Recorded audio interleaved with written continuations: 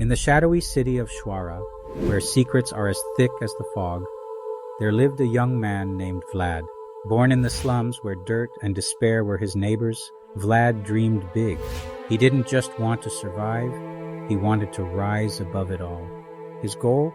Becoming a knight. But let's be real, it wasn't going to be easy. Every step he took was like a boss fight, with allies and enemies shaping him into the man he was meant to be. Vlad's story wasn't just about surviving. Oh no, he was transcending. His nights were spent staring up at the stars, thinking about his dreams, because if the stars can shine in the darkness, so can he. One day, Vlad stood outside a blacksmith shop, staring longingly at a sword on display like it was the last slice of pizza at a party. You know the feeling? But before he could make his move, a red-haired girl, Zemina, called out to him. "Vlad," she said, "I've been looking for you." Zemina tells him she's heard rumors that he's been struck by black lightning and is hearing mysterious voices. Bad omen, she says. Vlad, he's all like, nah, not my vibe. Protagonist energy right there. Zemina asked about the sword, but Vlad shrugged it off. It's too expensive, doesn't matter. The blacksmith shows up and kicks them out, saying a sword like that wasn't for backstreet people. Vlad, though, is all chill, ready to bounce. But Zemina, she's not letting it slide. The blacksmith sees Vlad's determination, though, and something changes. Vlad might be from the slums, but he has potential. Fast forward to the tavern, where candles are melting faster than an ice cream cone in July. A man's losing his mind over it. But wait, these candles are part of a time-based scam. Vlad, he's like, let's test this. And bam, the candle didn't burn faster. The man freaks out. Vlad calmly strikes him with a wooden stick. Later, Vlad and his friend Jorge discuss the whole candle debacle. Turns out, a woman named Marcella was behind the scam. She's like, yeah, I did it. What of it? Seriously? Meanwhile, a shady dude approaches Vlad, asking for money to thank him for dealing with the candle guy. But wait, he's using a street kid, Ned, as leverage. Vlad, the good guy, hands over the cash. Protect the kids, always, Vlad says. Later, Vlad talks with his buddy Harvin by the pier. They discuss the strange behavior, and Harvin warns him about the rival factions in the slums, 5 factions in total. It's like GTA, but with less cars and more shady deals. Inside the brothel, the air was thick with tension. One-armed Jack's minion approached Vlad, demanding to know, "Where is your boss?" Vlad, with his usual nonchalance, simply shrugged. "Who knows? I'm just a candle seller, I don't know." One of one-armed Jack's minions, clearly fed up with Vlad's response, suddenly flipped and tossed all the candles onto the ground. Vlad, unfazed, calmly bent down to pick up the broken candles.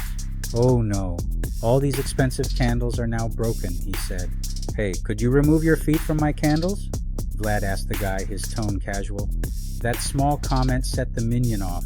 He tried to kick Vlad, but Vlad was ready. With lightning speed, Vlad countered, striking the minion instead. Everyone in the brothel froze, shocked at how quickly Vlad handled the situation.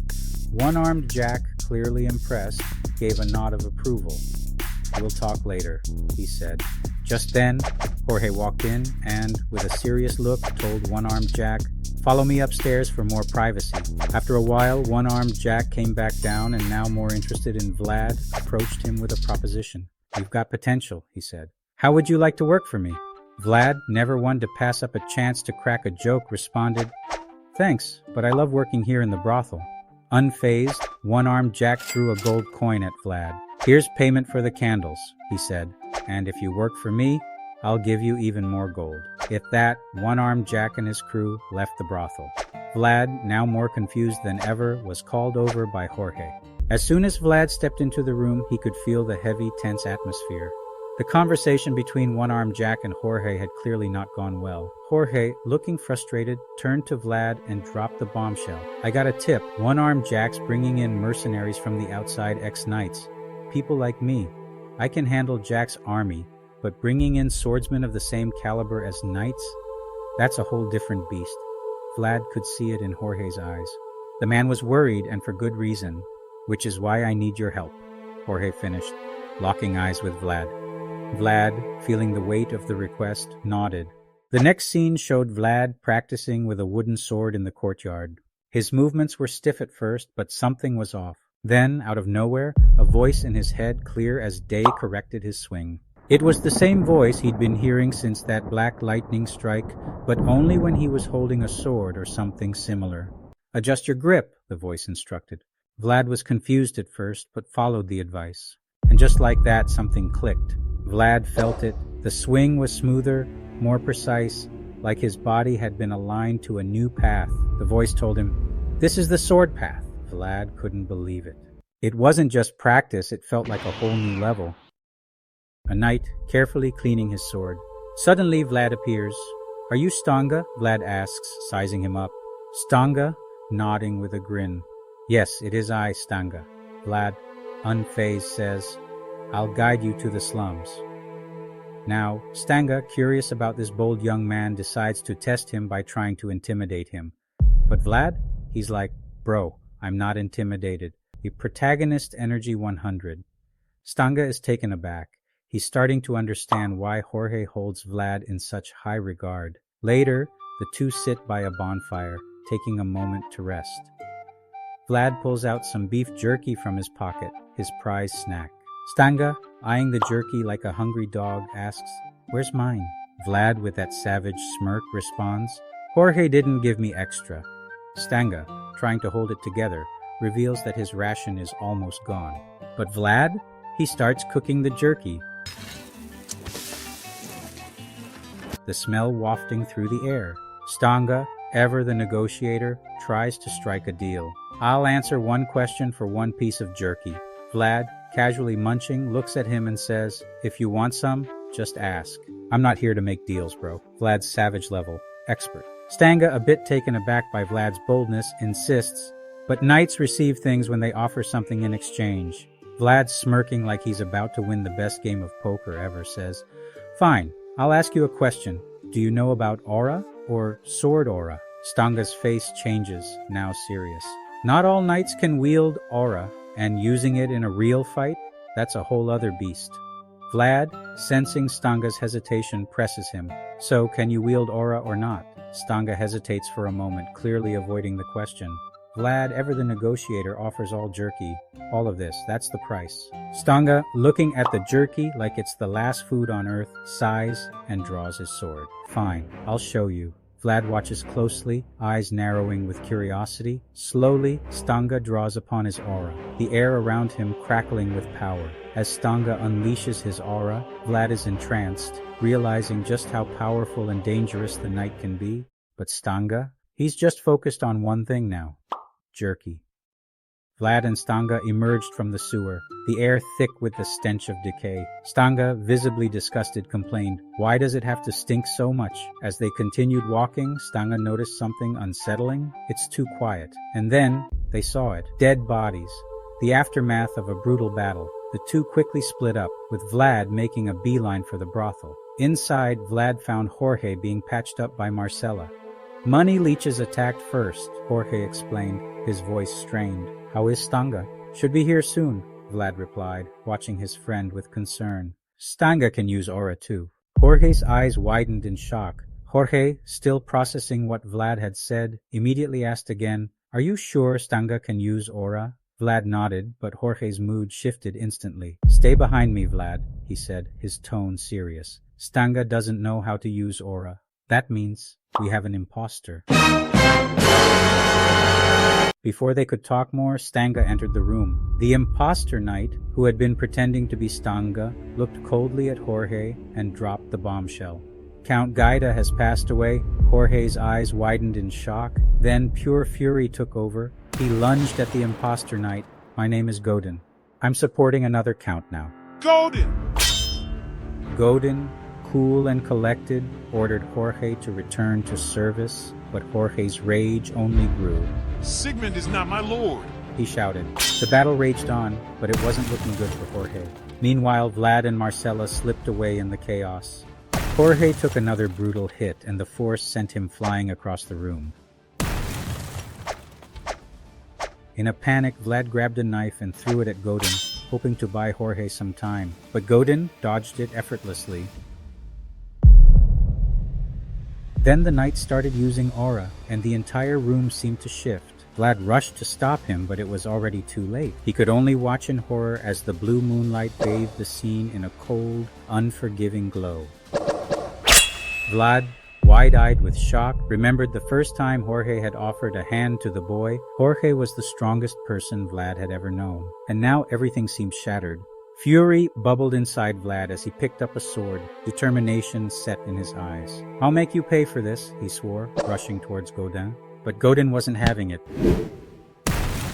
He stopped, momentarily stunned. How does a gutter kid know the sword path? The voice, still inside Vlad's mind, tried to calm him down. Godin, acknowledging Vlad's potential, smirked and said, "I've taken more from you than you realize. Here's your beef jerky back, kid. But in return, I'm taking Jorge's head."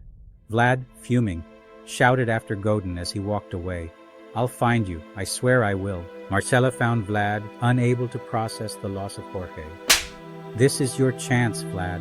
An opportunity to leave the slums. With Jorge gone, other organizations are coming for us. We can't stay here. We need to get out now." But the weight of the moment hung heavy on Vlad. The thought of running, of leaving everything behind, he wasn't sure if he could. But with pursuers on their tail, there was no choice. Vlad and Zemina ran, and, with nowhere else to go, stumbled right into the blacksmith shop, the very place we saw Vlad standing in earlier. "What are you doing in my shop?" Zemina immediately tensed, knife at the ready. "Stay back," she warned. The blacksmith, sensing the urgency and fear in their eyes, "I get it," he said. "I know what it's like." Zemina, without skipping a beat, stepped forward. "We need a sword. The one Vlad's been eyeing for so long. It's dangerous out there. You know what's happening. Please give us the sword."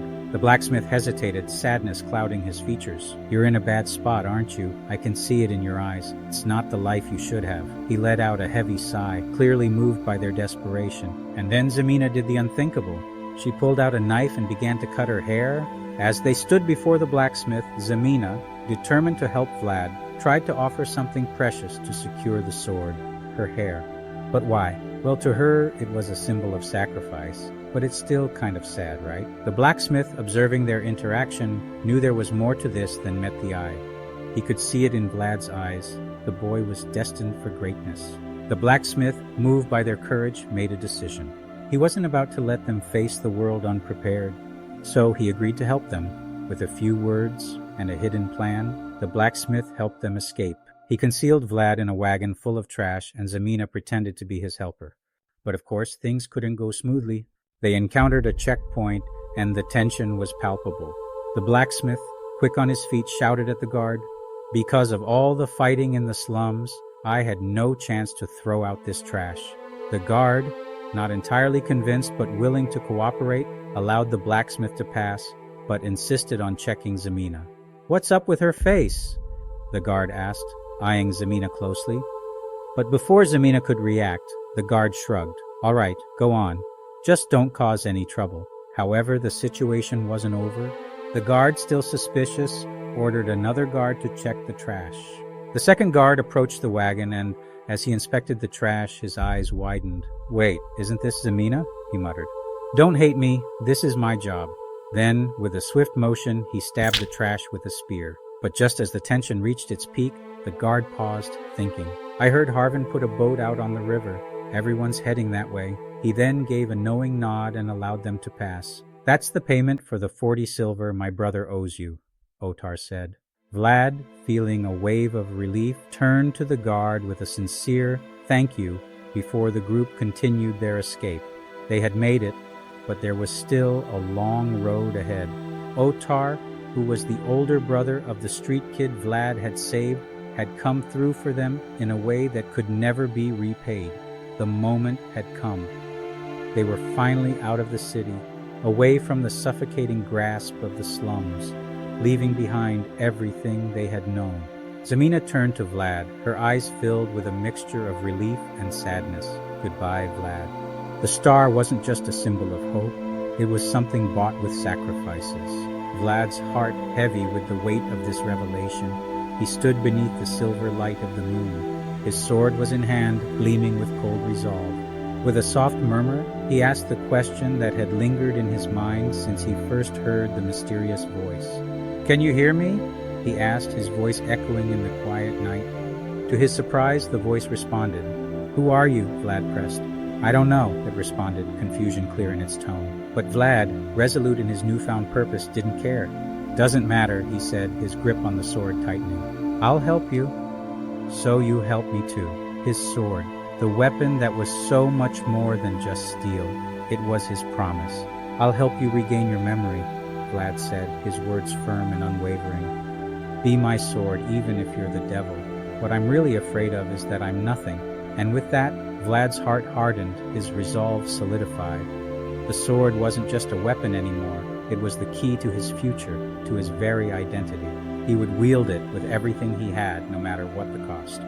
The sword answered him then, not in words, but in a feeling and understanding between them. All right, I'll tell you about my sword. Did you enjoy this chapter? This manhwa is around 70 chapters deep so far, and honestly, it's such a good read. The world and character building in this manhwa are incredible.